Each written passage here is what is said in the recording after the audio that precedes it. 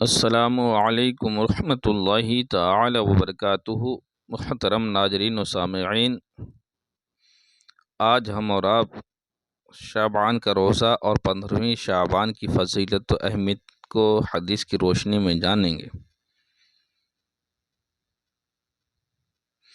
حدیث پاک میں ہے، معاذ بن جبل رضی اللہ تعالی عنہ سے روایت ہے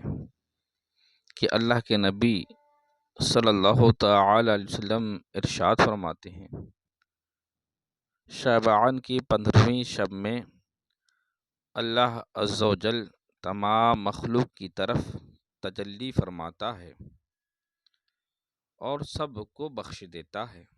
مگر کافر اور عداوت والے کو نہیں بخشتا ہے۔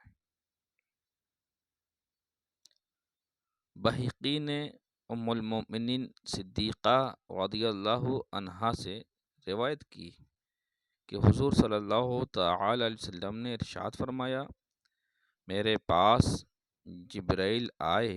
اور یہ کہا، یہ شعبان کی 15ویں رات ہے، اس میں اللہ تعالی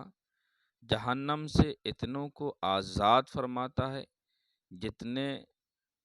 بنی کلب کے بکریوں کے بال ہیں۔ محترم ناظرین و سامعین، بنی کلب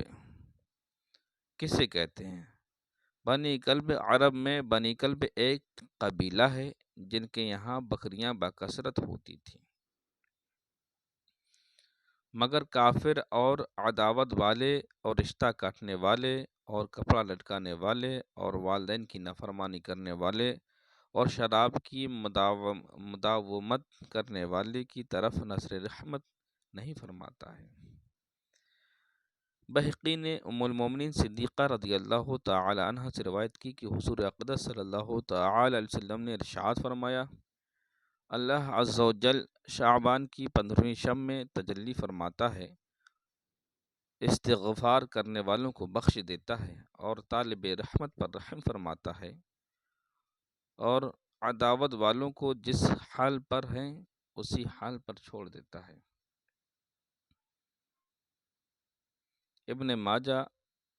مولا علی کرم اللہ وجہہ الکریم سے روایت ہے، نبی اکرم صلی اللہ تعالی علیہ وسلم ارشاد فرماتے ہیں، جب شعبان کی 15ویں رات آ جائے تو اس رات کو قیام کرو اور دن میں روزہ رکھو